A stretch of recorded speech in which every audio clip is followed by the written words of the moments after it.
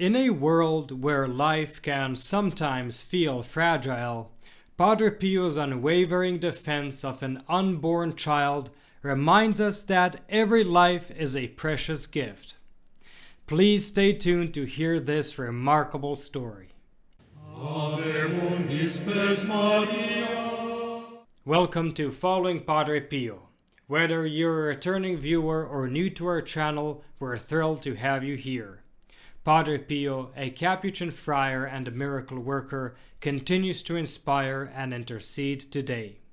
Discover how his legacy can touch your life and your loved ones. Subscribe now and let's begin this spiritual journey together. A heartfelt thank you to our Protected Children of Padre Pio members. Your generosity allows these videos to reach thousands of souls, bringing hope, faith, and devotion to those in need. If you're not yet a member, we invite you to take this step for your own spiritual growth. By joining, you become part of a powerful prayer community, drawing closer to Padre Pio and receiving countless spiritual graces. Imagine having a saint as your intercessor, guiding and strengthening you in your daily struggles. This is more than a membership. It's a spiritual refuge, a way to deepen your relationship with God through the example of Padre Pio. Will you take this step today? You'll find a link to the join page in the description below. And now let's move on to our story. Today's story comes from the book Padre Pio, the Saint of the Third Millennium by Olivo Cesca. Within its pages, we find a moving testimony about Padre Pio's profound care for mothers and their unborn children. Time and again, he showed us that life, every life, is precious, and when all hope seemed lost, he became the instrument of God's grace. Listen to this. Maria Winovska, a writer and journalist, recalls hearing this story during her first visit to San Giovanni Rotondo. She was on a train when she found herself seated next to a couple with a rosy-cheeked baby in their arms. The mother and father radiated joy, casting proud glances at their child. When Maria mentioned she was traveling to see Padre Pio, it was as though a dam suddenly burst. "Oh, you're going to see Padre Pio." With his rough worker's hands, the father grabbed the baby, embraced him fervently, and said, enunciating each word carefully, "Without Padre Pio, our little Giovanni wouldn't have been born. We are going there to thank him." Naturally, Maria wanted to hear more. And so, in the lively, passionate way of Southern Italians, interrupting each other, calling upon the Madonna as their witness, the couple told their story. This is what they shared. The father, Gino, was a dock worker in Naples and a registered member of the Communist Party. Before they were married, his wife, Francesca, had suffered a terrible bicycle accident while pregnant. The doctors delivered devastating news. To save the mother, they would have to abort the child. Now, the story doesn't specify the exact medical reasons, but it's clear that Francesca was in a life-threatening situation. But let's continue.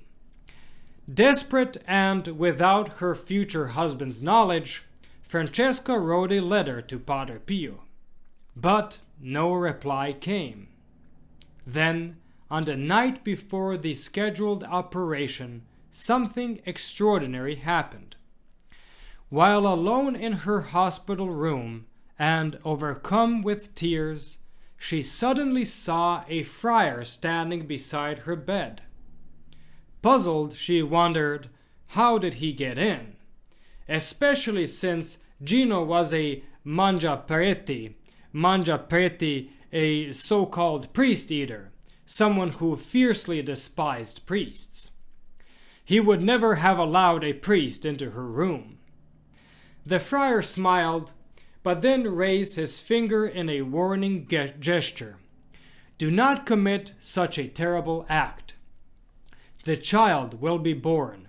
It will be a boy, and you must name him Giovanni.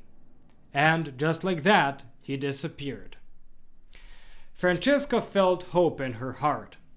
She knew what she had to do. Though her decision went against the wishes of her family and the advice of her doctors, she refused to give her consent for the operation. She placed all her trust in Padre Pio's words. Against the doctor's predictions, everything turned out fine. Her health improved, the baby survived, and, just as the mysterious friar had foretold, she gave birth to a baby boy. When Francesca later saw a photograph of Padre Pio, she immediately recognized him as the friar who had stood at her bedside that night. Now, years later, with baby Giovanni in their arms, she and Gino were on their way to San Giovanni Rotondo, not only to thank Padre Pio, but to present to him the very life he had saved. As for their faith in God, Gino proclaimed, Padre Pio, madam, is not like other priests. For his sake I forgive them all. Besides, this miracle is proof that God exists. And with that we conclude today's story. This testimony is a powerful reminder of the sacredness of every human life. In a world where life is often treated as disposable, Padre Pio's defense of the unborn speaks volumes.